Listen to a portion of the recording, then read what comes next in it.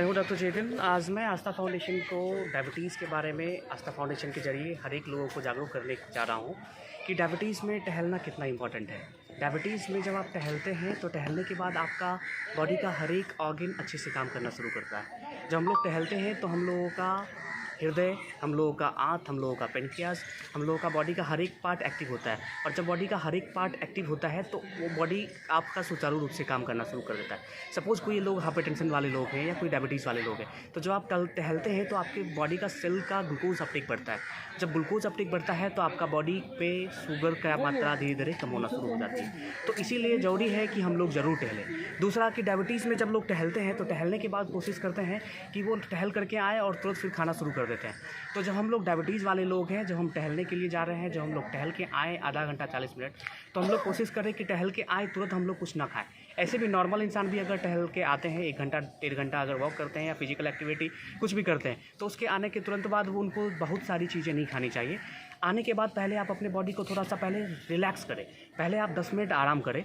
10 minute आराम करने के बाद पहले आप फ्रूट से स्टार्ट करें, चाहे वो आप नॉर्मल पानी लें या थोड़ा सा आप जूस लें या नॉर्मल सा आप होल फ्रूट लें। होल फ्रूट लेने के 10 मिनट 15 मिनट के बाद आपको अगर लगे कि अभी हमको थोड़ा सा और क्रेविंग है, तो आप फिर अनाज पे या स्प्राउट्स पे या फ्रूट्स पे आप शिफ्ट हो सकते हैं। बट वॉक करने के आने के तुरंत बाद आप बहुत सारा खाना ना खाएं, बहुत सारा ग्लूकोज ना पिए, बहुत सारी पानी ना पिए। दूसरा कि जब हम लोग डायबिटीज़ वाले लोग हैं या जब हम लोग जाते हैं वॉक करने के लिए, वॉक करते समय हम लोग हेडफोन लगाते हैं।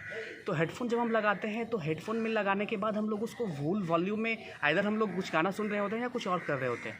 हमारे कान की एक कैपेसिटी होती है कि वो इतना डेसिबल ही वो बर्दाश्त कर सकता है। जब हम लोग हेडफोन लगा करके फुल वॉल्यूम करते हैं तो उस डेसिबल से 20 हर्ट्ज़ से 20,000 हर्ट्ज़ तक से ज़्यादा वो उसका वॉल्यूम होता है, जिसके कारण से हमारा ईयर ड्रम में कुछ प्रॉब्लम नेगेटिविटी आ सकती है। तो कोशिश करें जब हम लोग हेडफोन लगाएं तो वॉल्यूम कम रखें, यानी तो हम लोग हेडफोन लगाएं ही नहीं। अगर आप सुबह टहलते हैं तो सुबह में आपको ऐसे भी शांत माहौल मिलेगा, आपको चिड़िया चहचहाते हुए दिखेगी, आप एक दूसरे से बात कर सकेंगे, आप अड़ोसी पड़ोसी लोगों से बात कर सकेंगे, अपनी बातों को उसके सामने रख सकते हैं, वो भी आपसे बहुत सारी चीज़ें शेयर करेंगे।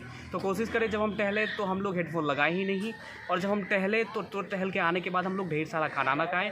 और डायबिटीज़ में कोशिश करें टहलें, क्योंकि जब आप जितना ज़्यादा टहलेंगे आपके बॉडी से उतना ज़्यादा हैप्पी हार्मोन निकलेगा, आप उतना ज़्यादा स्ट्रेस फ्री होंगे, और स्ट्रेस फ्री होंगे तो ऑटोमेटिकली आपका हाइपरटेंशन कम होगा, आपको कार्डियक रिलेटेड चीज़ें कम होंगी, और आपको और ब्लड प्रेशर वगैरह सब जो है वो सब बहुत सारी चीज़ों से आपको कहीं ना कहीं आराम मिलेगा। क्योंकि तनाव ही है जो कि आज के डेट में बहुत सारे लोगों को बहुत सारे कॉम्प्लिकेशन से जोड़ता है। इसीलिए तनाव को दूर रखने के लिए टहलना जरूरी है, और ज़रूर टहलें। Thank you so much.